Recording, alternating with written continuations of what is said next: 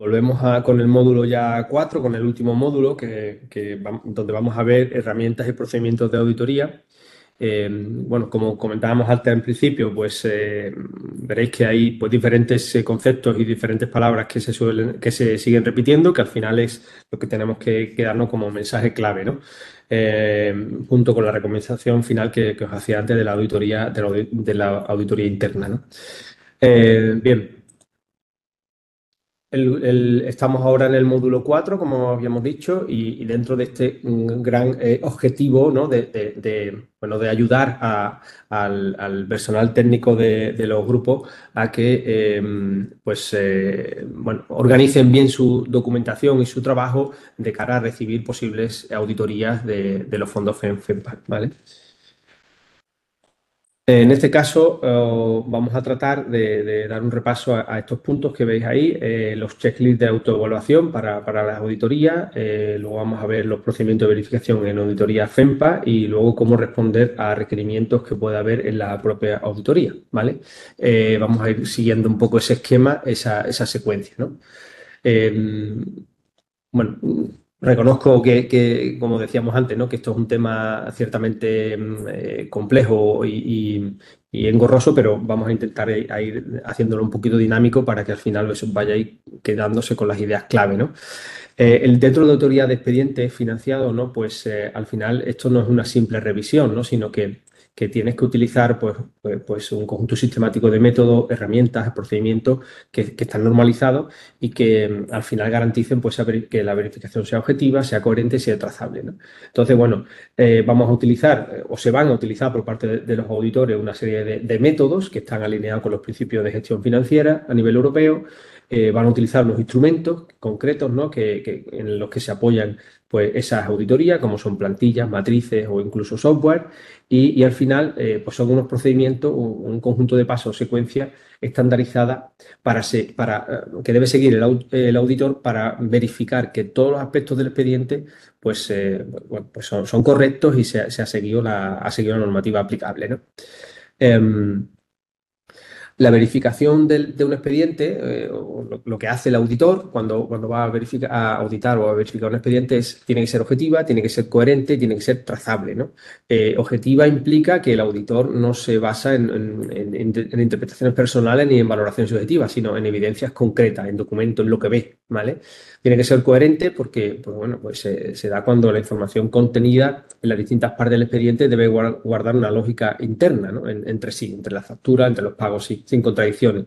Y que sea una verificación trazable, que significa bueno, que todo el gasto debe poder reconstruirse desde el resultado final hasta su origen, ¿vale? Esa trazabilidad es una exigencia clave del reglamento 1060, ¿vale? Porque al final del todo, no deja lo más importante de todo es que estamos utilizando se están gestionando fondos públicos, en este caso fondos FEM o FEMPA, y que eso es lo que marca un poco la seriedad en el control y en la prevención del fraude y en todo esto que estamos tratando, ¿no? Los objetivos para este módulo, pues, bueno, pues básicamente sería comprender la estructura de esa auditoría de expediente FEM o FEMPA, aplicar las herramientas básicas y avanzadas en el control y verificación, identificar los procedimientos clave para validar la ejecución técnica, diferenciar los tipos de verificación que hay, documental, in situ o financiera, integrar las buenas prácticas dentro del proceso de auditor y reconocer los estándares normativos, ¿no? Empezamos aquí con los checklists de autoevaluación para las auditorías, bueno, que son básicamente pues, esos listados de control que ya utilizáis vosotros los grupos en cada uno de las partes de los procesos, del procedimiento de concesión de la ayuda, de valoración y concesión, y que al final, bueno, pues ese checklist de autoevaluación es una herramienta de control interno que permite al GAL o al responsable del expediente verificar que el proyecto cumple con todos los requisitos normativos, ¿no? Tanto administrativos como técnicos como financieros. Es una herramienta que debe utilizarse antes de la justificación final y que también y durante la ejecución del proyecto. Al final los checklists pues bueno, son útiles para cualquier paso o estado del proyecto, ¿no? Un checklist bien diseñado no tan complejos, no tan farragosos, no con tantas pestañas o no con tantas bloques. Al final, un checklist tiene que ser un documento, hombre, que luego se pueda trabajar con él, que no sea una cosa que te pierdas dentro del documento, ¿no? Pero si está bien diseñado, pues no solo facilita el trabajo de preparación de auditoría, sino que reduce riesgos de reintegro. Durante la preparación del curso bueno, y la documentación que hemos estado revisando, hemos encontrado diferentes modelos de checklist. Sabemos que los grupos ya tienen su checklist implantado, ¿no? Pero bueno, siempre pues a lo mejor ver alguno otro por ahí, algún ejemplo puede ser interesante bueno, para ver si estamos todos en la misma línea, ¿no? La estructura recomendada de un checklist básicamente sigue pues, estos 5 bloques, ¿vale? Esto no tiene por qué ser, no está escrito en piedra, no tiene por qué ser lo definitivo, pero se recomienda que sea estos 5 bloques. Un bloque de documentación administrativa, un bloque de ejecución física y técnica, un bloque de verificación económica, un bloque de publicidad y trazabilidad y un último bloque de cumplimiento estratégico y contribución a la estrategia. Yendo a cada uno de ellos, más o menos, pues vamos a ver ahí algunas preguntas tipo. Como decía, estas son algunas preguntas tipo, puede haber muchas más, pero que más o menos reflejen, pues dentro de la parte administrativa, pues que existe una resolución de concesión de ayuda firmada, que está archivada la solicitud original y sus anexos, que se conserva la notificación de aceptación por parte del beneficiario. Todo eso hay que ir marcando, si existe o no existe. Y bueno, pues toda esa comprobación pues, es fundamental para que cuando llegue el auditor pueda ver todo lo que tiene el expediente, ¿no? Hay por ahí abajo algunos ejemplos que os ponía. Bueno, en este caso, si el expediente no incluye la resolución firmada, podría declararse incompleto y eso afectará su elegibilidad, ¿no? Por lo tanto, es importante detectar ese error antes de que ocurra cualquier auditoría. Dentro del bloque 2, ejecución física y técnica, pues algunas preguntas tipo que debe incluir ese checklist estarían, pues, si se ha ejecutado la actividad conforme a lo aprobado, a los proyectos que se aprobaron y a las memorias, si hay fotos, informes, actas que demuestren que esa ejecución, las fechas de ejecución coinciden con la fecha del periodo de ejecutabilidad, de cuando se resolvió y dentro del plazo que se dio para ejecutar, pues todo eso hay que ir anotándolo y marcándolo, ¿no? Otras muchas que se podrían plantear y que seguro que muchos de vosotros ya tenéis, ¿no? Un ejemplo podría ser pues, un proyecto de adquisición de maquinaria que no aporta fotos, ni acta, ni instalación, bueno, pues que puede generar una duda y puede ser objeto al final de un reintegro porque bueno, no se sabe muy bien cuándo se ha comprado o para lo que se ha comprado, ¿no? Bien, dentro del tema de bloque 3, de verificación económica, de la parte del checklist que tiene que verificar eso, pues ahí pues, tendríamos preguntas como que si las facturas están emitidas a nombre del beneficiario y son válidas, que existen extractos bancarios que demuestren el pago, sí o no, y que coincide el importe total con el importe aprobado, que cuando sumas todas las facturas o todos los pagos realmente esté acorde con lo que se aprobó en la resolución. Y si no lo estuviera, que haya una justificación y una modificación que así lo haya previsto, ¿no? Y bueno, estas son algunas de las preguntas, aunque puede haber muchas más. Un ejemplo práctico, pues una factura fraccionada en varios pagos sin justificación, pues, podría interpretarse a lo mejor como un intento de eludir controles, ¿no? Entonces, pues si está fraccionada, pues que esté justificada y que se diga por qué, ¿no? Es importante. Dentro del bloque 4 del checklist miraríamos lo que es la publicidad y la trazabilidad. La publicidad, pues que se han cumplido con todas las obligaciones de publicidad, que existe una placa, que está en la página web, ha habido movimiento en redes sociales, en fin, que ha habido publicidad de la operación, que está documentada la trazabilidad completa de cada gasto, ¿vale? Y ahí pues anotaríamos ese tipo de preguntas, además de otras, ¿no? Un ejemplo podría ser pues, un proyecto de formación que omite el cartel con los logos del FEMPA, pues puede ser objeto de una corrección financiera, ¿no? Si en ese curso, pues durante esa formación no hubo ningún tipo de visibilidad del fondo que financia la actuación, pues podría ser un objeto de corrección, ¿no? Dentro del bloque 5, de ese checklist que estábamos pensando, pues se refiere al cumplimiento estratégico y de contribución a la EDLP, a la Estrategia de Desarrollo Local, ¿no? Y ahí tenemos que incluir preguntas del tipo que si se ha justificado la contribución de la EDLP y su objetivo específico o si se aportan indicadores de ejecución e impacto. indicadores que además son de los que hemos hablado antes, que estaban ya incluidos en esa estrategia. Además de otras muchas cuestiones que cada grupo quiera incluir, ¿no? Un ejemplo práctico podría ser un expediente sin análisis de impacto territorial o sin indicadores cuantitativos, pues puede no justificar el valor estratégico de esa ayuda, ¿vale? Bien, cuando hablamos del cumplimiento, del control del cumplimiento normativo, pues nos estamos refiriendo a que, bueno, pues el fundamento de la elegibilidad de cualquier gasto cofinanciado con fondos europeos, ¿no? En ese contexto del FEMPA, cada proyecto puede alinearse no solo con la resolución de concesión, sino también con el marco normativo multiescalar, ¿no? Es decir, el reglamento europeo del FEMPA que dice o cuáles son los objetivos estratégicos, pero también la normativa nacional con su programa operativo. Además, luego, pues eso cuando se traslada a la normativa de las comunidades autónomas y de las bases reguladoras, ¿no? Entonces, tiene que haber un cumplimiento equilibrado y constante de la acción con toda esa normativa, ¿no? Desde la perspectiva de la auditoría, cualquier incumplimiento normativo puede invalidar el gasto o incluso comprometer la totalidad del proyecto, ¿no? Si hubiera un incumplimiento demasiado grave, ¿no? Por tanto, contar con un checklist que verifique ese cumplimiento legal y reglamentario es clave para evitar eso, para prevenir riesgos y garantizar la seguridad jurídica. ¿Cómo se evalúa? Bueno, básicamente el proyecto que se ha ejecutado, pues conforme a la convocatoria y la resolución de concesión, es conforme al reglamento de disposiciones comunes, el 1060, y es conforme al reglamento 1139 del FEMPA. Y además, conforme al programa operativo nacional y conforme a la normativa aplicable en la comunidad autónoma en cuestión y en sus bases reguladoras, ¿no? Puntos claves a verificar de ese cumplimiento normativa. Bueno, pues que el expediente o que el proyecto se encuentra vigente y firmado el compromiso de cumplimiento normativo por parte del beneficiario, es decir, que ese documento dentro de la solicitud el beneficiario conoce ese cumplimiento y lo ha firmado. Que se ha ejecutado el proyecto dentro del plazo de elegibilidad, que se ha respetado el objeto para el proyecto aprobado, que se aplica la normativa de contratación cuando proceda, contratación pública cuando proceda, por depender de los importes o lo que se vaya a hacer, y se ha cumplido la normativa sobre visibilidad y comunicación y que se ha respetado el principio de no discriminación, igualdad de género y sostenibilidad medioambiental. Muchas normativas, muchas cosas que hay que revisar, pero que son importantes para que al final el proyecto en sí cumpla con el paquete normativo, ¿no? Dentro de esos puntos clave, vamos a ir uno por uno. Estaría en el punto número 1, pues si se encuentra vigente y firmado el compromiso de cumplimiento normativo por parte del beneficiario.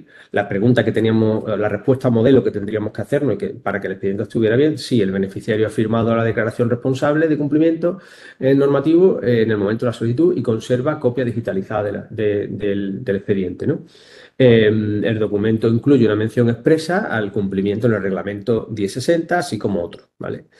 Y bueno, ahí se hace una pequeña recomendación para cada una de estos puntos clave, ¿no?, a verificar, pues que, por ejemplo, en este caso, que en el expediente debe figurar un documento firmado por el representante legal del beneficiario donde se compromete a cumplir con esas condiciones.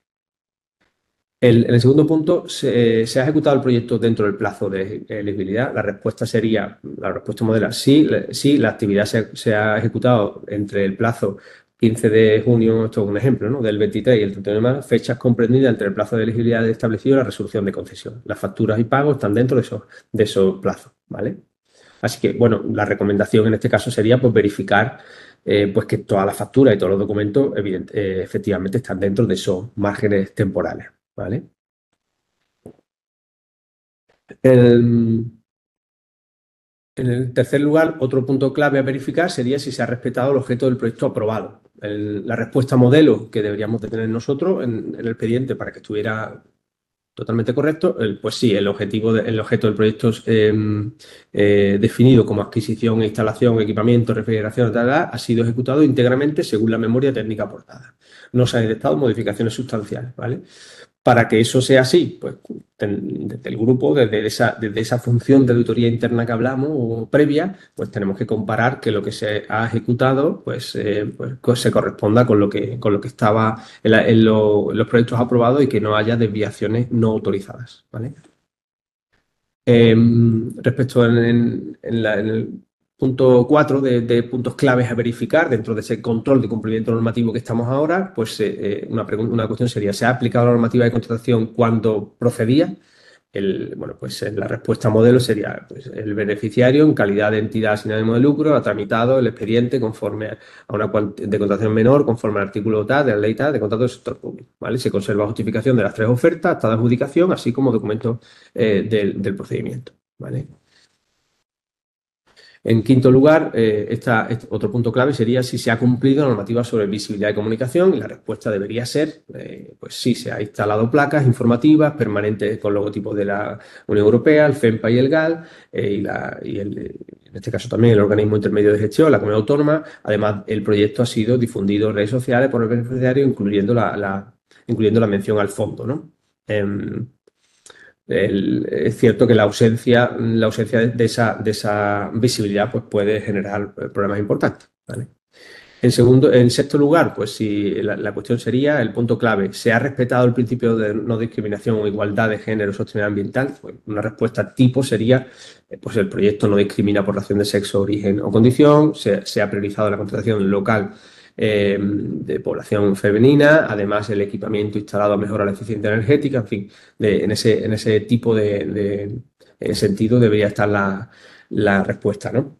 La recomendación, bueno, pues que esto debe abordarse con un enfoque transversal, ¿no? Y aunque no todos los proyectos pues tienen un impacto directo siempre en todos esos aspectos, pero debe justificarse cómo se evitan los impactos negativos, ¿no? Bien, documentación obligatoria por tipo o gasto para una operación, un proyecto, ¿no? Cuando hablamos de documentación, pues estamos pensando o estamos refiriéndonos a esa verificación documental, ¿no? Adecuada y completa de los gastos justificativos por parte de los beneficiarios, ¿no? Y en este sentido, cada tipo de gasto, sea una inversión, un servicio, un personal, pues tiene unos requisitos específicos de justificación, ¿no? Un checklist, de donde venimos, un checklist que relacione cada tipo de gasto con su justificante obligatorio, permite asegurar la completitud, la robustez documental del expediente, ¿no? Por tanto, es muy importante que cuando existan diferencias relevantes en la documentación exigida según el tipo de proyecto financiado, bueno, inversiones productivas, no productivas, formación, que no siempre la documentación tiene que ser la misma, sino que dependiendo del proyecto que se ha financiado, pues la documentación puede variar, pero evidentemente tiene que estar toda completa, ¿no? Los objetivos que nos habíamos marcado para esta parte, para este tema de documentación obligatoria por tipo de gasto, pues básicamente reconocer la documentación, diferenciar los requisitos, aplicar criterios de elegibilidad, detectar errores y implementar esos checklists documental, como habíamos hablado antes, con toda su estructura, ¿no? Cuando estamos en la parte de documentación obligatoria para cada tipo de gasto, y aquí, ¿qué se evalúa? Que el expediente contiene toda la documentación justificativa obligatoria, según el tipo de proyecto. Ahí hemos puesto algunos tipos de gastos, ejemplos, ¿no? Equipamiento y suministro, obras e infraestructuras, servicios profesionales, personal y formación, y documentos mínimos requeridos para esa justificación. En el caso de los equipamientos, facturas, justificantes de pago; en el caso de las obras, proyecto técnico, licencia, en fin, tenéis ahí varios ejemplos para cada uno de esos tipos de gastos, ¿no? Puntos generales para verificar, pues dentro de esa documentación obligatoria, pues una de las cuestiones que nos planteamos sería: ¿todas las facturas están emitidas al beneficiario y fechadas dentro del periodo subvencionable? La respuesta debería ser sí, ¿no? Todas esas facturas están dentro del periodo en el que se emitió la resolución, ¿no?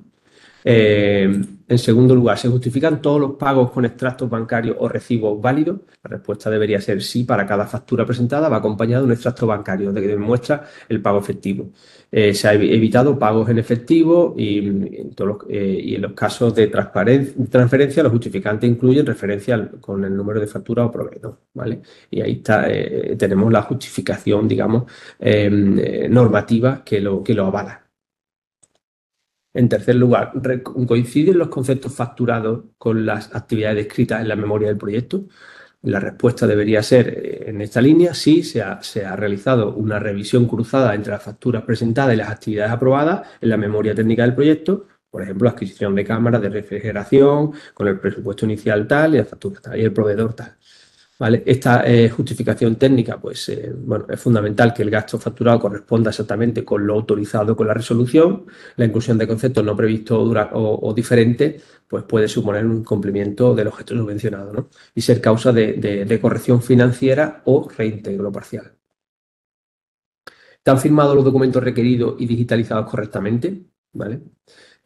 Bueno, pues en este caso deberíamos la respuesta justificativa sería sí, todos los documentos, declaraciones, ¿verdad? Están correctamente firmados por las personas responsables, además han sido digitalizados en formato PDF con nomenclatura estandarizada y archivados en carpetas organizadas según las instrucciones internas del GAP, lo que hablamos antes de organizar esos ficheros, ¿no? Y bueno, y esa justificación técnica. Bien, dentro del registro y archivo de documentos, pues, bueno, pues es importante tener en cuenta que la conservación ordenada, accesible y segura de la documentación del expediente FEMPA es un registro legal esencial, ¿vale? Conforme al artículo S82 del reglamento 1060 y que es importante porque la no existencia de esa documentación puede derivar en reintegros parciales o imposibilidad de verificar el gasto, ¿no?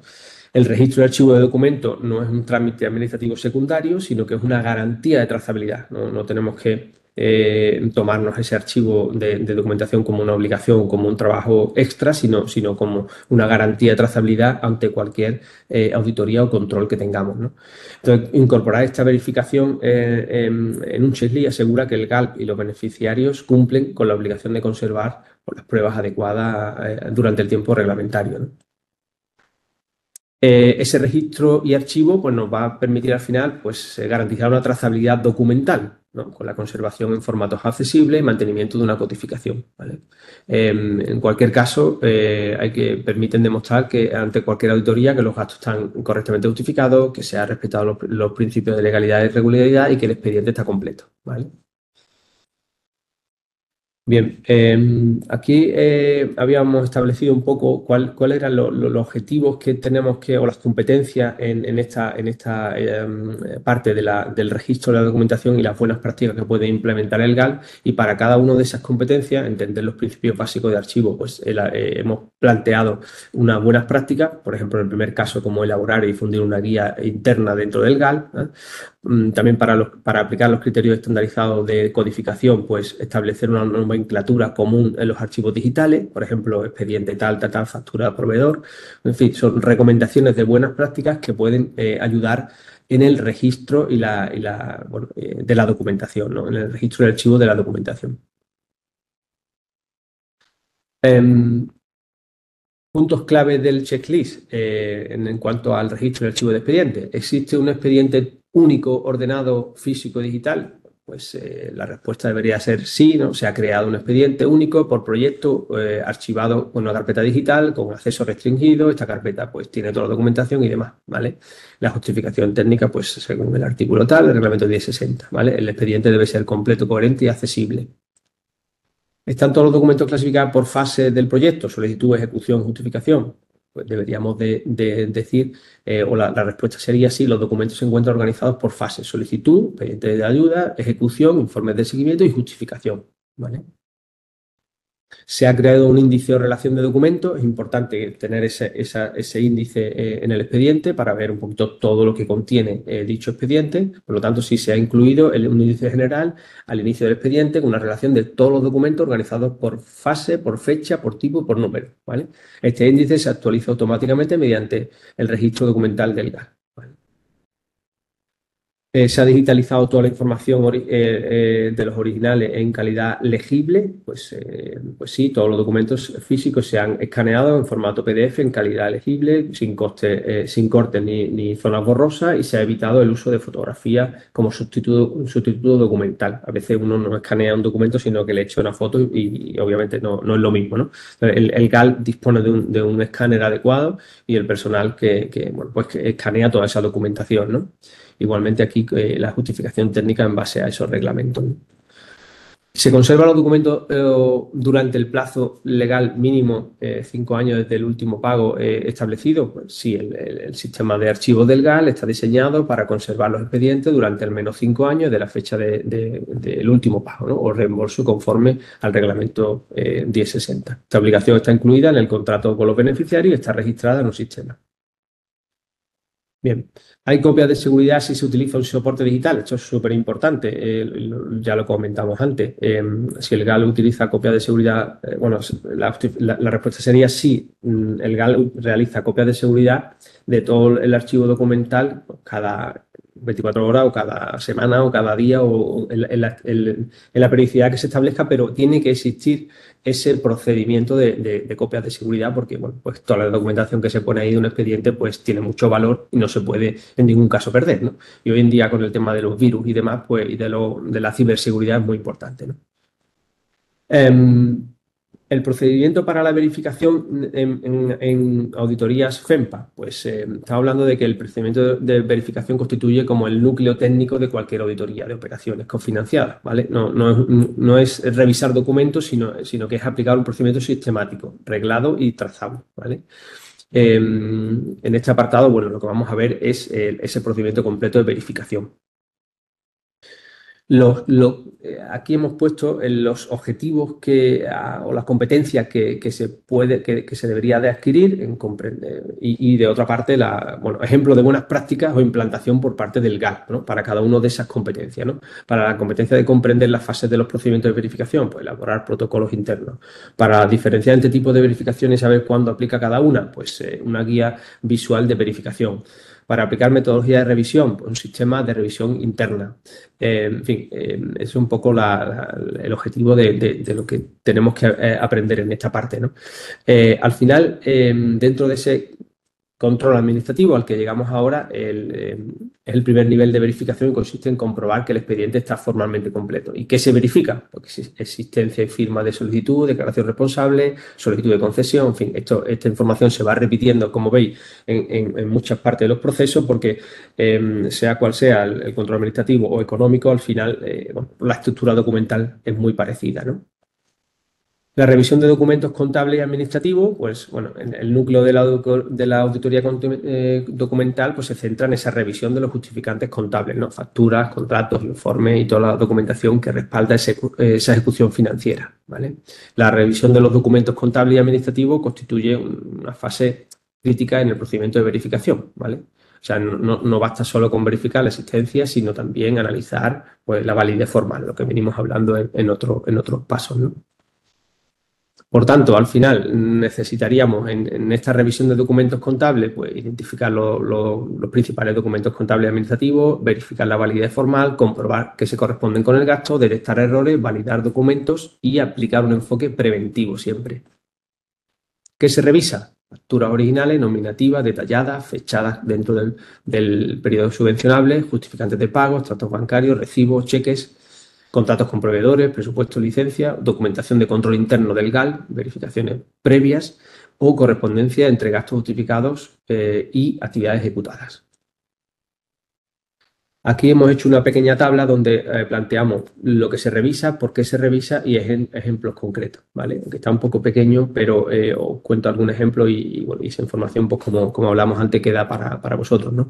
Dentro por ejemplo, si revisáramos facturas originales,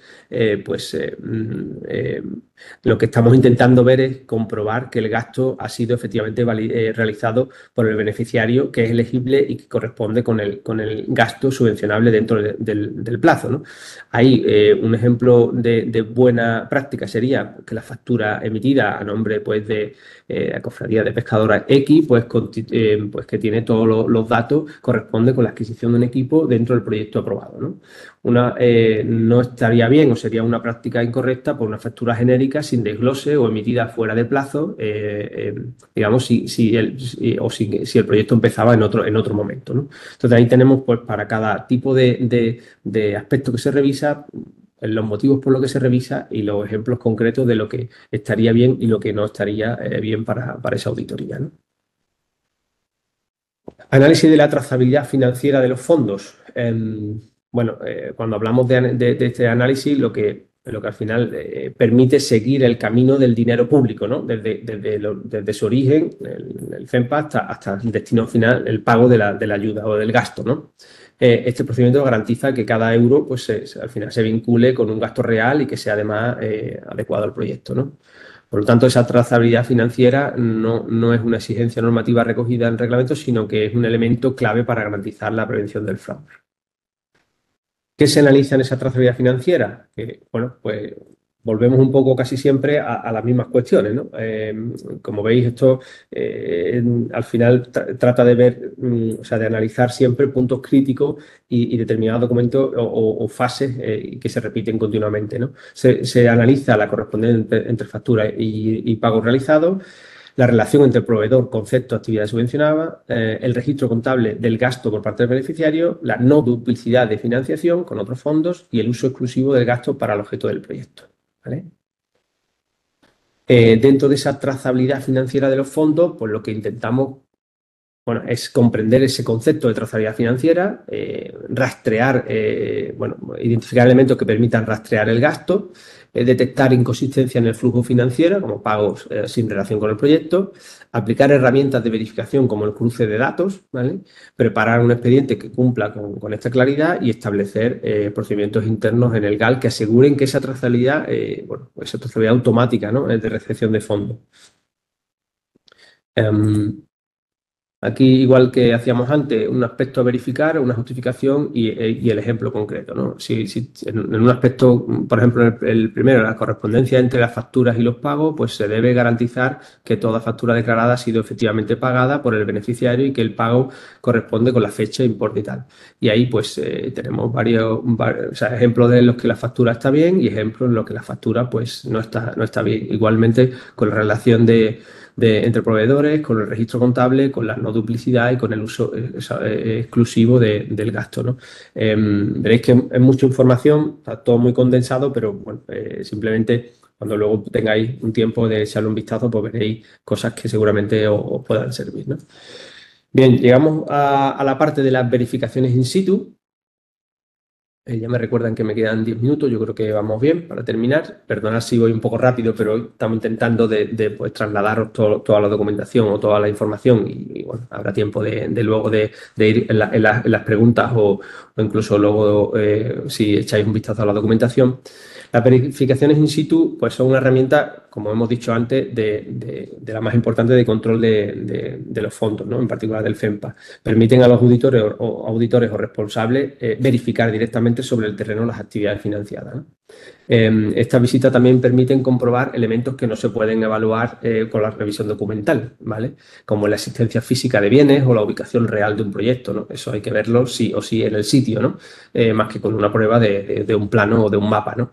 Así que es una prueba directa y cualitativa del asunto, ¿no? de la ejecución de la ayuda. Intentamos con esto comprender el objetivo, el valor añadido de la verificación in situ, que creo que es de lo más importante, identificar los tipos de proyectos que requieren o recomiendan esa verificación in situ, preparar y realizar una visita in situ efectiva, comprobar físicamente la ejecución real del proyecto o detectar discrepancias entre lo declarado y lo ejecutado, ¿no? ¿Cómo se hace esa verificación in situ? Primero hay una notificación al beneficiario, como antes ya comentaba Joaquín, también este mismo esquema, se comunica formalmente, se incluye la fecha, el alcance y demás, se prepara la visita, el GAL o la autoridad de control prepara un expediente de verificación, prepara la ficha técnica, prepara la carpeta con la resolución y con todo, ¿vale? Se elabora unos checklists para que el auditor tenga acceso más rápido a la documentación. Hay un desplazamiento y bueno, una llegada al lugar donde se verifica la ubicación física, se comprueba que el beneficiario está presente y que coopera y que además pues, el proyecto está operativo, ¿no? Muy importante no solo que el proyecto esté, sino que esté funcionando, ¿no?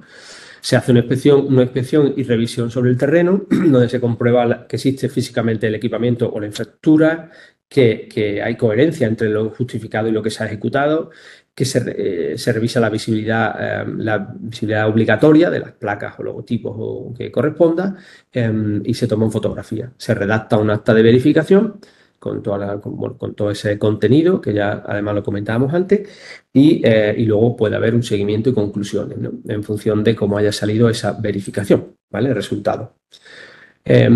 Para todo esto existen pues, una serie de indicadores que se utilizan porque la auditoría completa no se limita solo al gasto y solamente a que cumple objetivos, sino que también que genere un impacto en el territorio. Y para ello, pues, como adelantábamos antes, pues se recurre a establecer unos indicadores de ejecución sobre los objetivos estratégicos, ¿no? Bien, esos indicadores, un poco el objetivo, lo que tenemos que destacar de ahí es que tenemos que ser capaces de comprender la relación entre la operación financiada y el objetivo estratégico, que identificar cuáles serán los mejores indicadores de ejecución e impacto para esa operación y que además identificar cómo se alinean con la estrategia y evaluar la coherencia entre esos indicadores, ¿vale? Aplicar herramientas para verificar la medición, detectar y prevenir pues, errores y documentar correctamente la contribución de cada proyecto a la estrategia. Puntos a valorar dentro de esa revisión de indicadores, puntos importantes, pues evaluación del impacto sobre la comunidad pesquera, por ejemplo. Ahí se hacen una serie de preguntas. ¿El proyecto ha mejorado las condiciones socioeconómicas del sector? La respuesta tipo podría ser, sí, el proyecto ha contribuido de forma directa a la mejora de las condiciones socioeconómicas de la comunidad pesquera al facilitar nuevas oportunidades, tal, ¿vale? Otras preguntas serían, por ejemplo, ¿ha generado empleo, innovación y sostenibilidad? Bueno, pues la respuesta tipo sí, el proyecto ha generado empleo local a corto plazo y ha introducido innovaciones sostenibles. Otra pregunta dentro de este punto importante, ¿no? Sería, ¿es replicable o escalable en otros contextos del GAL, en otros puertos o en otras zonas costeras, ¿no? Y ahí, pues sí, el proyecto implementado se podría trasladar a otros territorios, ¿no? La segunda cuestión que es importante valorar, el análisis de la sostenibilidad. Y ahí podríamos establecer algunas cuestiones, como el proyecto es sostenible técnica y económicamente, continúa generando beneficios tras su ejecución, ha contribuido a objetivos ambientales, sociales y de igualdad. Pues eso un poco sería lo que tenemos nosotros que ir valorando, ¿no? La conclusión de esta revisión de indicadores es que, bueno, pues que al final el procedimiento de verificación de auditoría es un procedimiento multinivel, integral y riguroso, ¿vale? Y que involucra una secuencia de controles que van desde lo formal a lo documental, ¿no? Y que al final, pues, tenemos que implementar un procedimiento de forma sistemática que refuerce, pues, la calidad de todo eso expediente, proteja los intereses del GAL y de la comunidad, obviamente del OIG y de todas las administraciones que están implicadas en el tema, ¿no? Ya para ir terminando, ¿cómo se responde a un requerimiento de una auditoría? La auditoría puede salir bien o puede salir mal, o en todo caso puede ser, en todo caso siempre habrá un informe sobre el que podemos plantear algún tipo de alegación, de observación, de subsanación o de aclaración, ¿no? Los objetivos aquí, ¿cuáles serían? Pues identificar los tipos más comunes de requerimientos que hay, o sea, qué es lo que normalmente te va a pedir un auditor cuando vea una no conformidad, comprender los plazos, las formas, preparar esas respuestas claras, sistematizar el proceso, evitar errores comunes y conocer cómo documentar, ¿vale? Yendo así un poquito rápido, que ya vamos casi en los últimos minutos y ya estamos terminando. Al final, lo que tenemos es que ser claros en la respuesta, buscar la documentación que en su momento en la auditoría no estaba disponible, pues buscar e intentar solventar bueno, pues esas deficiencias que haya podido haber. Y al final, esa respuesta debe incluir pues, un informe de aclaración breve y técnico de respuesta directa a lo solicitado, referencia a los documentos aportados, anexos, evidencias numéricas o cronológicas o técnicas de lo que se está aportando y, en todo caso, en el caso de discrepancia, justificación razonada de por qué ha habido ese cambio, ¿no? Y ahí una serie de recomendaciones como usar un modelo normalizado de respuesta, citar expresamente el punto de la auditoría o requerimiento al que se responde, aportar copias y evitar respuestas verbales no registradas, ¿vale? Más sobre esta subsanación de deficiencia, bueno, pues al final lo que se trata es de que pues cuando se detecte esa deficiencia en coherencia, pues puedan ser solventadas, ¿no? Eso al final lo va a dar bueno, pues la robustez y la completitud, como hablábamos antes, del expediente de ayudas que hayamos elaborado, ¿no? Algunos tipos de deficiencias que pueden subsanarse, pues facturas incompletas o sin justificante de pago, falta de acreditación de indicadores, problemas de visibilidad, ausencia de logotipo, documentación mal archivada, errores contables menores. Procedimiento recomendado, pues análisis detallado, localización o generación de nueva documentación complementaria, elaboración de un escrito de subsanación y entrega oficial dentro del plan establecido, ¿vale? Bueno, ahí os dejo una tabla para que, bueno, con algunos tipos de eficiencia, descripciones y formas de subsanar o de resolver, ¿no? Al final, las recomendaciones clave en esta subsanación de deficiencia es no inventar ni alterar documentación. Si no existe la prueba, mejor justificar por qué no existe y explicar qué es lo que ha pasado, a poder buscar un documento que no existía. Y algunos consejos claves son, pues, respetar los plazos, muy importante tener en cuenta los plazos que nos dan para subsanar, para presentar alegaciones, conservar evidencias del envío, bien por registro electrónico o registro postal o el que sea, anexar el índice de los remitidos, que eso para facilitar la revisión por parte de los auditores, incluir si es necesario una nota explicativa o carta de subsanación firmada por el representante del GAL o del beneficiario, ¿vale?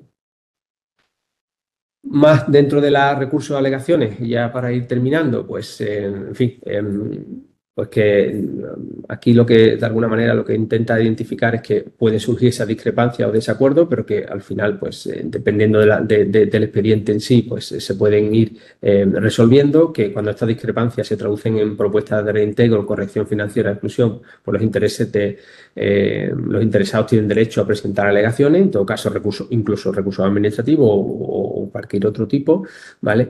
Y al final lo que se trata es de, bueno, es fundamental garantizar la defensa de los intereses del GAL y del beneficiario dentro de un marco reglado, transparente y respetuoso. Cuando la auditoría determina una incidencia o corrección de la que el GAL o el beneficiario no está conforme, puede ejercerse ese derecho de presentar alegaciones o recursos, ¿no? Vale, estos son los objetivos que ya lo hemos comentado y, bueno, ¿en qué casos se presentan alegaciones? Pues cuando el requerimiento no refleja correctamente los hechos, pues, por ejemplo, imaginaos si el auditor ha interpretado erróneamente una situación, ha omitido una información clave o ha asociado un gasto que era incorrecto. Bueno, pues ahí aparece un ejemplo práctico y una alegación que se podría plantear, ¿vale?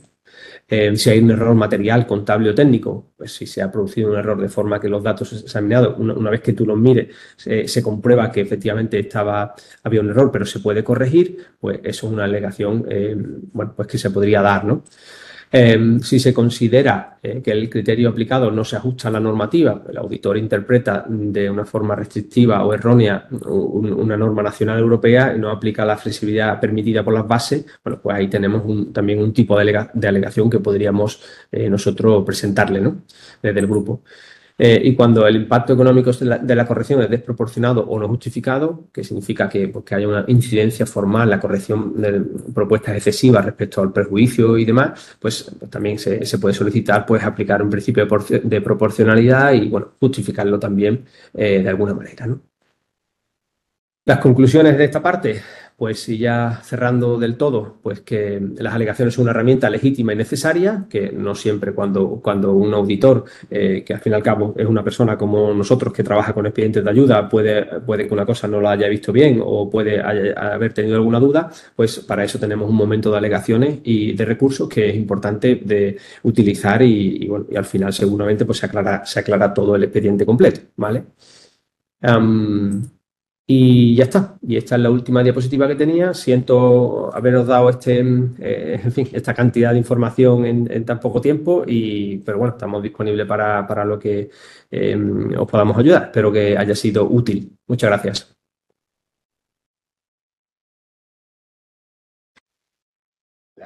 Muchísimas gracias, José Carlos y Joaquín, los dos. Nos habéis dado efectivamente mucha información. Vamos, yo empecé a tomar notas, llegó un momento en que no pude tomar notas y, bueno, cuando he visto la clase de presentación que nos habéis enseñado, puesto que se va a distribuir, pues dejé de tomar notas porque está todo ahí, quiero decir, ¿no? O sea que no, una herramienta formidable, ¿no? A ver, siempre está muy bien lo de ponerse del lado del oponente. Le llamo oponente y no enemigo, como decía Joaquín al principio. Aunque también es verdad que nos pasa un poco a todos como cuando vas por carretera y ves la Guardia Civil que levantas el pie por si acaso. Pero bueno, pongamos que sí, es verdad, los auditores en general lo que pretenden en realidad es ayudar, ¿no? O sea que tampoco pasa nada.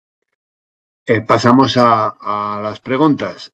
Por el chat yo he visto dos fundamentalmente. Una de Esperanza, de Tata, que habla de las dietas, los costes simplificados. O sea, es aplicable a todo. Y otra que he visto después de Xavi, que hablaba de las herramientas digitales para la gestión y demás.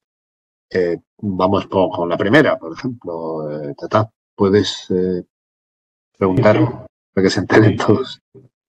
Vale. Respecto a la primera, que creo recordar que era en relación a los justificantes de las dietas, ¿no? Si no recuerdo mal, ¿no? Te la leo si quieres. Sí, está por aquí, la tengo yo por aquí, creo. Era, ¿no? A ver. Yo En el caso de la justificación de dietas, en el marco de los gastos de funcionamiento o animación de los grupos, ¿qué documentación consideráis necesario aportar para la revisión del gasto? Vale. Yo ahí normalmente lo que se suele realizar, ¿vale? Digo normalmente, porque puede haber gastos con facturas y gastos sin facturas, ¿vale? Normalmente en cada OIC, ¿no? Cada comunidad autónoma en su base reguladora recoge, ¿no? O a nivel, incluso a nivel nacional, hay una normativa que establece cuál es el importe de las dietas, ¿no? Establecidas, ¿no? Que dice un importe de media dieta o de dieta completa, que creo que son 26 euros media dieta en España, y 53 dieta completa, y fuera creo que 48,91. Entonces, aquí normalmente hay dos opciones. Eso debe ser en Andalucía, en el estado son 37 la completa. El 37 la completa en España, en el estado. Ah, vale, pues no lo sé, no sé, más o menos estaba buscándolo y creo que sí, digo por experiencia. Bueno, a lo que me quiero referir es que hay unas tablas, ¿no?, ya publicadas que te lo regulan. Entonces, claro, normalmente cuando vas a hacer un tema de dieta, todo va dentro de un marco de un viaje, de un desplazamiento, que lo normal, para que los gastos estén justificados, lo que tienes que justificar primero es ese desplazamiento, que haya una convocatoria o una invitación a una jornada, o que vayas porque te inviten para dar un curso, ¿no? Entonces, dentro de ese marco, lo normal es que tú tengas una hoja de gastos, ¿vale? Lo digo como se suele hacer normalmente. Y en esa hoja de gastos tú pongas que vas a estar durante 2 días fuera, pues vas a estar durante 2 días con una dieta completa y media dieta. Y eso se te paga sin tener que presentar factura. Otra cosa es que te exijan por tus bases reguladoras, por ejemplo, de cada autonomía, que presente factura. Pero normalmente no necesitas, sino que sino que esté justificado dentro de ese viaje que vas a hacer, que te quede bastante bien justificado el por qué tienes que desplazarte, y tú ya en esa hoja de viaje tú vas a poner incluso los kilómetros, el coste de los kilómetros si vas en coche propio, ¿no? El resto, pues ya digo, son los gastos estipulados, y en principio no debería de presentar una factura para el tema de las dietas. Bueno, no sé, porque también estoy llevando un plan general y puede que haya alguna comunidad que sí lo siga. Bueno, en principio creo que no sé si te contesto con esto, ¿vale? Yo pienso que se refiere también un poco al tipo de gasto que puede entrar o no en un determinado desplazamiento, ¿no? O gasto con un personal del grupo, ¿no? Y ahí es verdad que hay una casuística muy variada, ¿no? Ahí puede haber muchos gastos que uno pueda incurrir, y algunos son de alguna forma mejor vistos y otros no tanto, ¿no? Al final yo creo que ahí aplica mucho el sentido común. Si uno va a participar en unas conferencias, ¿no?, y coge su coche y echa gasolina o con un ticket de autopista y de parking, pues no salirse un poco de lo normal, ¿no? Pero ¿y esto me lo cubre o esto no me lo cubre? Bueno, eso, como dice Joaquín, lo primero es ver las bases reguladoras que aplican a tu grupo, ¿no? Pero que hay una casuística muy variada que yo creo que al final, dependiendo de la ONG, dependiendo de la comunidad autónoma, dependiendo del grupo, pues habrá cosas que entren en uno y a lo mejor no en otra, pero que yo creo que al final es un poco aplicar eso, el sentido común, tampoco hacer gastos que puedan llegar a confusión, sino al final pues lo justo y necesario para que tú puedas asistir a eso, ¿no? Vale. Xavi Bueno, si queréis decirlo, yo lo leo del chat, pero si queréis decirlo vosotros, levantar la mano, ¿eh? No hay ningún problema. No tengo que ser yo. Levantáis la mano y habláis. O sea, no hay problema. Xavi antes había escrito, te has hablado de herramientas digitales para la gestión, coordinación y trazabilidad de proyectos. ¿Algún ejemplo? Basecamp podría servir. Sí, esa, yo creo, dentro de la documentación que hemos barajado en estos días preparando el curso, esa es una de las herramientas que se cita por ahí, pero sobre todo me estaba refiriendo ahí más bien a utilizar bueno, aplicaciones tipo bases de datos en Access o en Excel, ¿no? No programas específicos. Es cierto que algunos grupos en algunos periodos han contratado herramientas específicas para gestionar esas solicitudes o esa documentación, pero yo aquí me estaba refiriendo más bien a las herramientas genéricas, ¿no? De estos tipo, hacerte tus ficheros Excel y demás. Pero esa de Basecamp yo la he visto por ahí como recomendada y a lo mejor lo que podemos es profundizar un poquito más y incluir esa información en los manuales.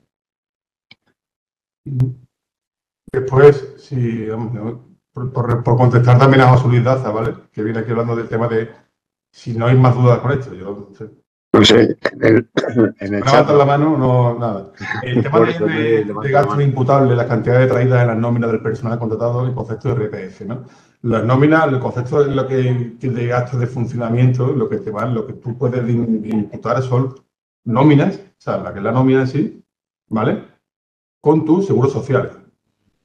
No sé si con esto está claro, es que el personal contratado con esto de RPF, tú Clara, justificas lo que es la nómina, no importa la nómina, el gasto de la nómina con el justificante de pago de la nómina, ¿vale? Y después tienes que tener el justificante de pago de los seguros sociales, ¿vale? No sé si con esto está claro. Ampliando un poco lo que estás diciendo, tú tienes que presentar la nómina física que le das a él, tienes los justificantes de pago a él, el justificante de pago a la Seguridad Social y el justificante de haber ingresado el IRPF correspondiente en Hacienda.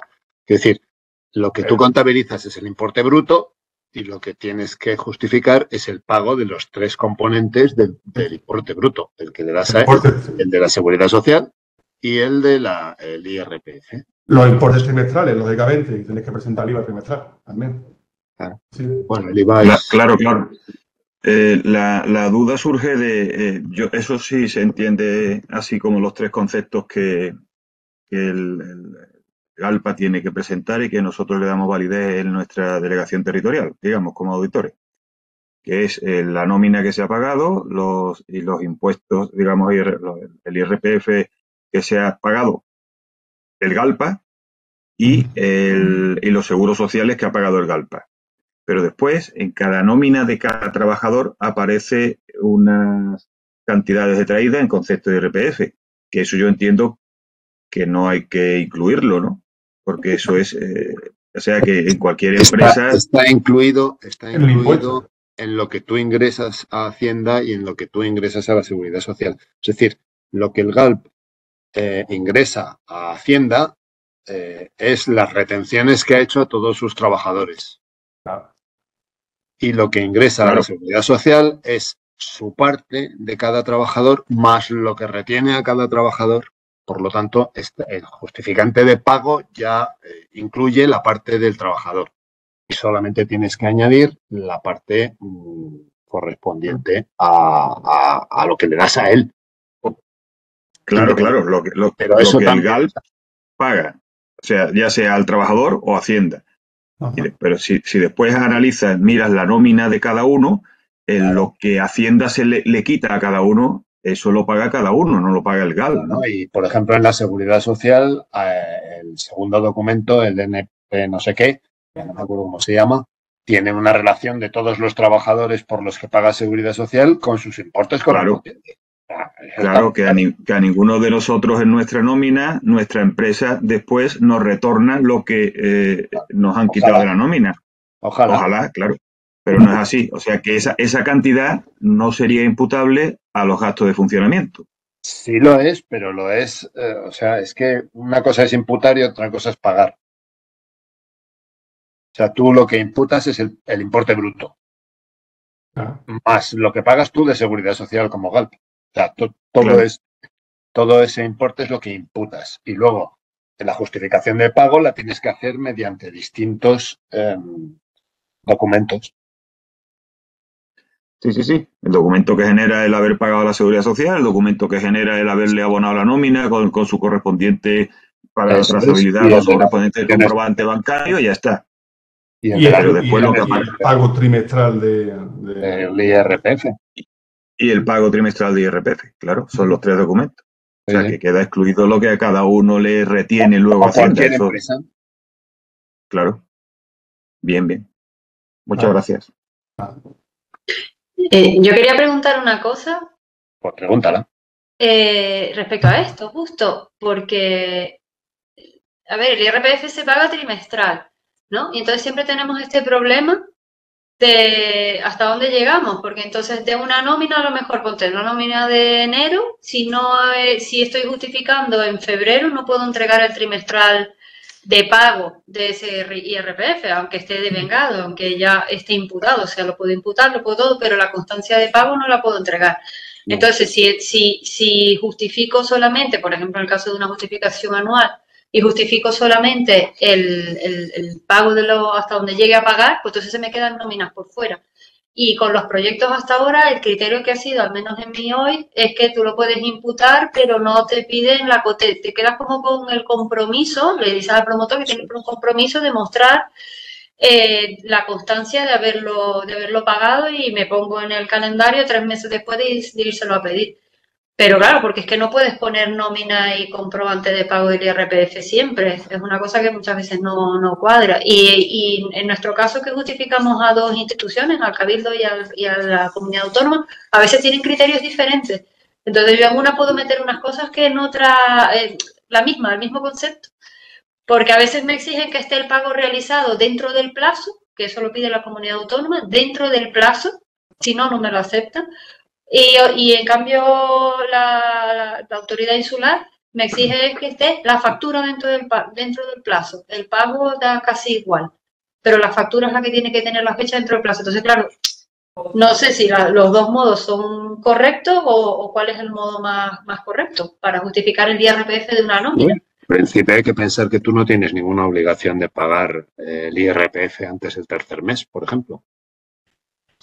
Ya, pero si todos los gastos tienen que ser ejecutados y consideran que es ejecutado, y no solo de las nóminas, sino también de los servicios profesionales, muchos que tienen IRPF, ¿no? Entonces, si todo tiene que ser justificante de pago, eso lo tiene. El mismo IVA tú lo declaras trimestralmente. Claro. Si no lo ha pagado, no lo ha pagado. Es que no sé, o sea, eso es complicado. ¿Cómo se gestiona eso en una auditoría, por ejemplo? No, lo que pasa es que, por ejemplo, lo que tienes, cuando tú te dan una resolución de una ayuda, en el PECA normalmente lo que te viene es un plazo de ejecución y un plazo de justificación. ¿Vale? Tú la facturas, por ejemplo, si te da el plazo de ejecución hasta el 31 de marzo, por decirte algo, y después te dice hasta el 30 de abril para presentar la justificación, ¿no? Es lo que te suelen dar. Entonces, que quede muy claro eso también a la hora de una auditoría de decir estos gastos, cuál es el periodo de ejecución y que el periodo de ejecución, el gasto esté contemplado. Normalmente te dan más tiempo. Tienes un periodo para ejecutar y después tienes un periodo para justificar, ¿vale? Por lo cual evitas este problema, sueles evitar este problema. Nunca llega a ser de 3 meses, ¿eh? Nosotros, en nuestro caso, siempre ejecución, ponte hasta el 20 de enero y justificación hasta el 20 de febrero, no justificación 3 meses después.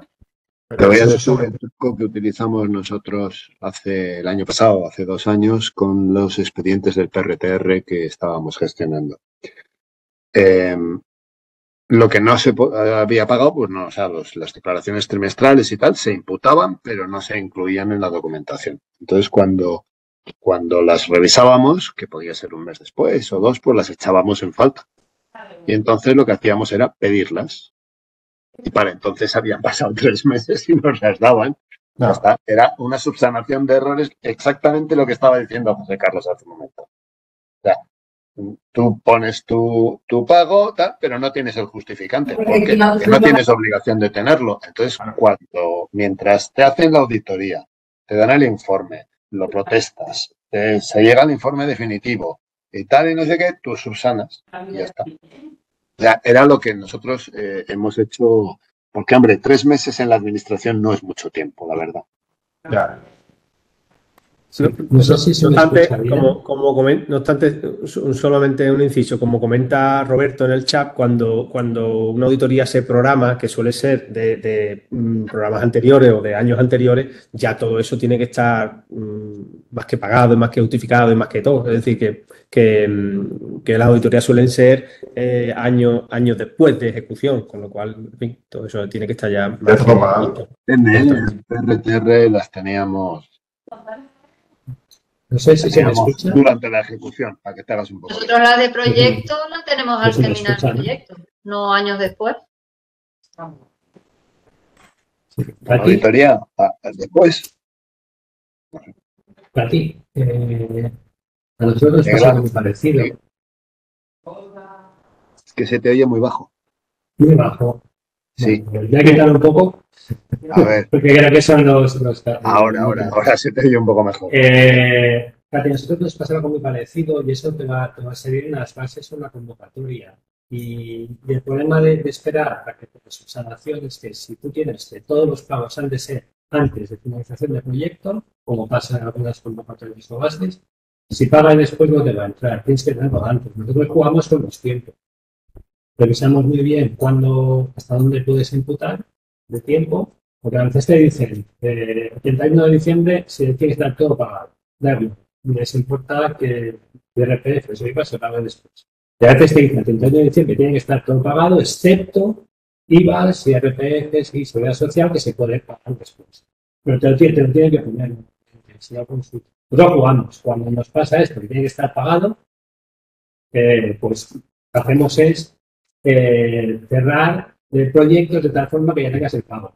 Pues, por ejemplo, un mes después del trimestre, por ejemplo, en octubre, en noviembre, de tal forma que pagas trimestre y justificas pues que has pagado el trimestre. Cuando no, pues te das el mismo trimestre y ya justificas el pago después. Pero te lo tienen que poner, como esto también nos pasa. Lo tienen que poner normalmente. Lo que sí está claro es que no te pueden pedir nada ilegal. Sí, no te lo pueden pedir mal, pero es que te pueden limitar eso, que no te permiten nada que se pague después. Jugamos con eso, con los tiempos. Finalizar los proyectos cuando ya tienes pagado el trimestre anterior. Un poco extraño, pero fuerte. Ya.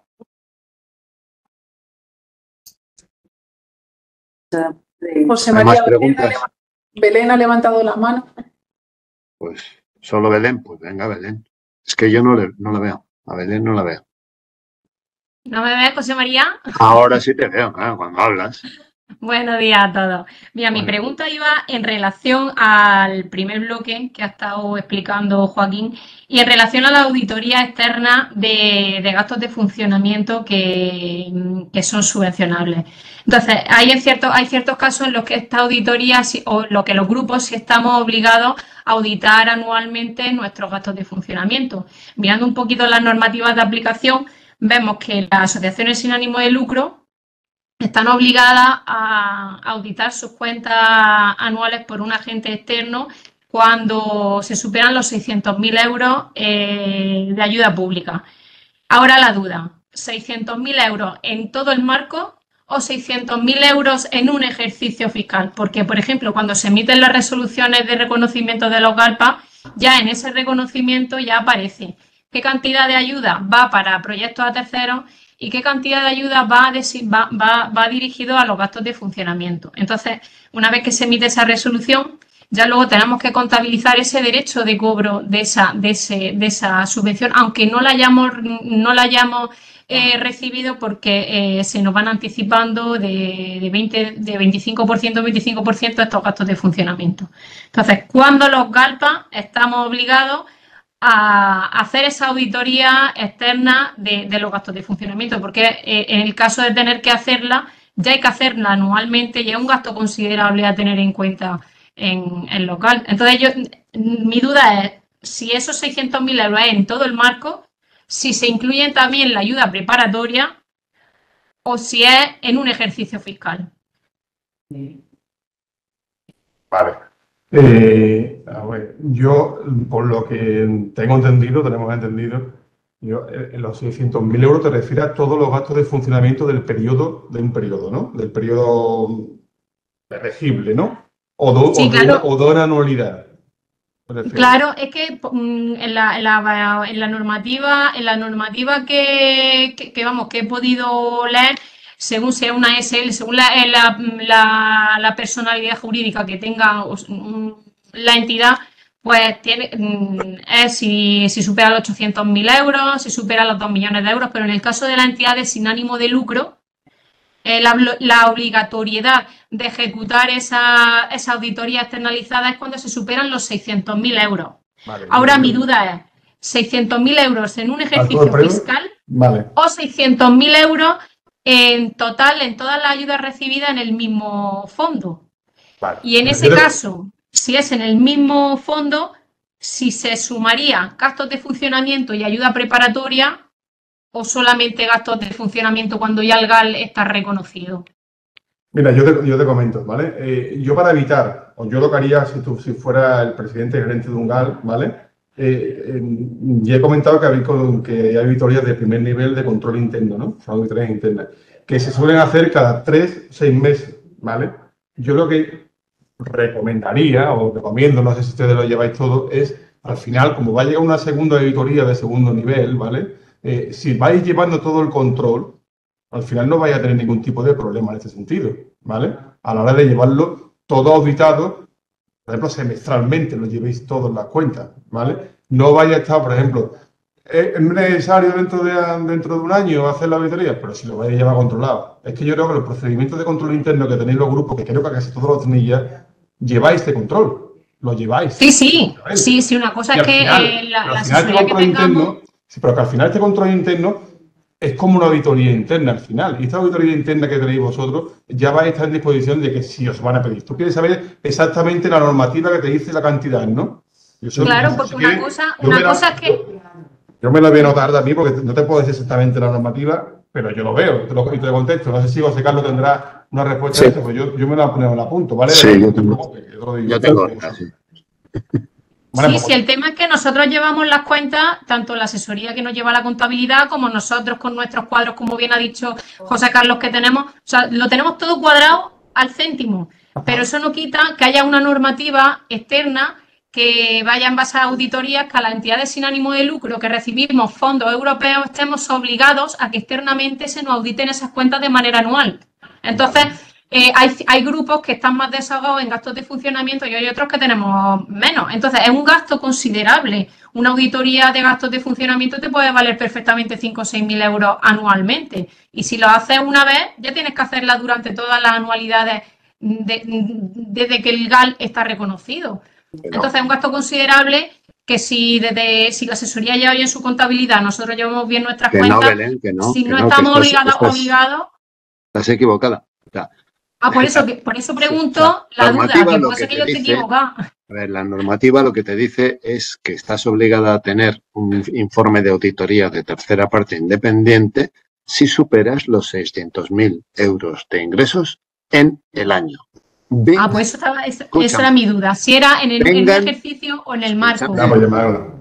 Vengan de donde vengan esos 600.000 euros. Es decir, si tú sumas la ayuda, un año determinado, la ayuda preparatoria, tus gastos de funcionamiento normales, una subvención de la Diputación de no sé dónde, de Granada, y además un mecenas por ahí que te da tal, y superas los 600.000 euros, ese año tienes que hacer una auditoría de tercera parte y contratarla y que te la hagan. Si al año siguiente vas con tus gastos de funcionamiento a pelo, no estás obligada. No te digo que no estés recomendado, pero no estás obligada legalmente a disponer de un informe de auditoría registrado no sé dónde y tal público de tercera parte independiente. Es una mera cuestión legal, vamos. Si ese año llegas a los 600.000 euros, tienes que hacerla. Si no, no. Duda Eso me da resuelta. igual que sea el periodo, el no sé qué. O sea, es el año que superas esa cantidad, por las razones que sean, tienes obligación de tenerlo. Los demás no. Vale, gracias. José Carlos probablemente iba a decir algo. No, iba a comentar, pero lo has dicho tú perfectamente y estoy absolutamente de acuerdo. Es así, además por una cuestión de sentido común, por el importe y demás, es así. Claro. Incluso solamente iba a añadir que creo recordar que me parece en muchas comunidades autónomas esos gastos de auditoría también están incluidos como gastos elegibles, es decir, que se pueden pagar con esos gastos Sí, de evento. Pero es como has dicho. Sí. Esos 5 o 6 mil euros son gastos de funcionamiento. Exactamente. Eso es evidente también, sí. Como has dicho. ¿Hay más preguntas? ¿Comentarios? ¿O hay hambre? Ya son casi las 2. Yo quería hacer soy Esperanza de Galicia. Ya, Sí. eso pone ahí, sí. Dime. No, quería hacer una pregunta porque me vino ahora que estaban hablando de ingresos de los grupos y en el módulo 1 había un apartado que era de contratación pública aplicable a los grupos y creo que no se comentó nada. No sé si podíamos tener una visión general de la contratación pública aplicable en los distintos grupos o a los grupos. Sobre contratación pública, dices. Sí. Hemos tenido 2 jornadas como esta, pero bueno, sobre contratación pública.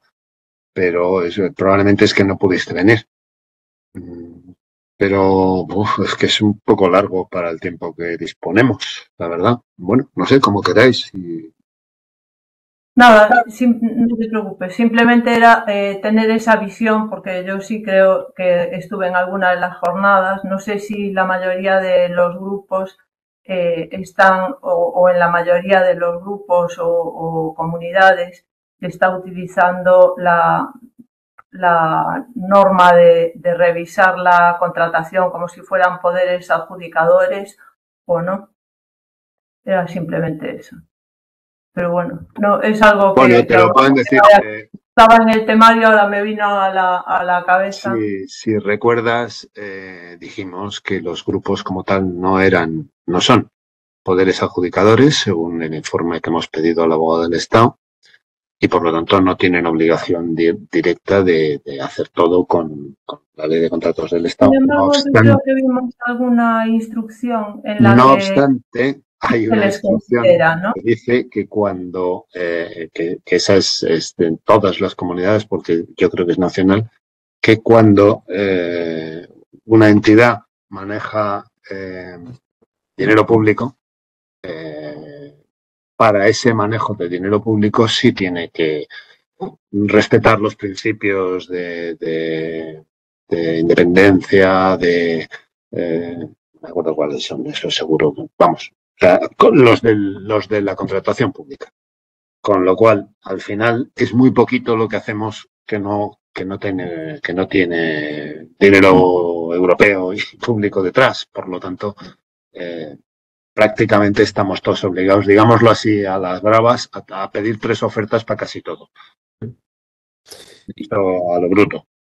Gracias. Vamos, no por ser poderes adjudicadores, sino por utilizar dinero público en nuestras actividades. Y efectos de auditoría, cuando se haga esa contratación pública, pues habrá que demostrar toda esa pista, ¿no? Desde que se publicó el anuncio, se recogieron las ofertas, se valoraron y se adjudicaron y tal, todo ese recorrido, pues habrá que aportarlo a esa potencial auditoría, ¿no? Todo lo que recoja la normativa de esa contratación, ¿no? Muchas gracias. O sea, como nosotros, dicho de otra manera, como nosotros.